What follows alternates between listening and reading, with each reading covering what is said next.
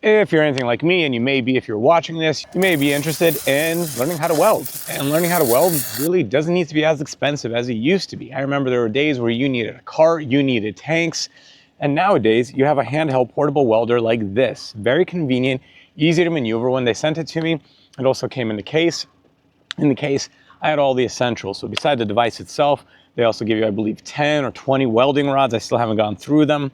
Besides that, they give you gloves. They give you a little impromptu face shield.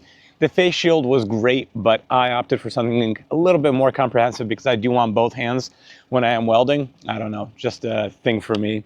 Beside that, they also give you a little wire brush for you to be cleaning the surfaces. On the other side, you have a little chisel so you can be pounding away once you do put down the bead.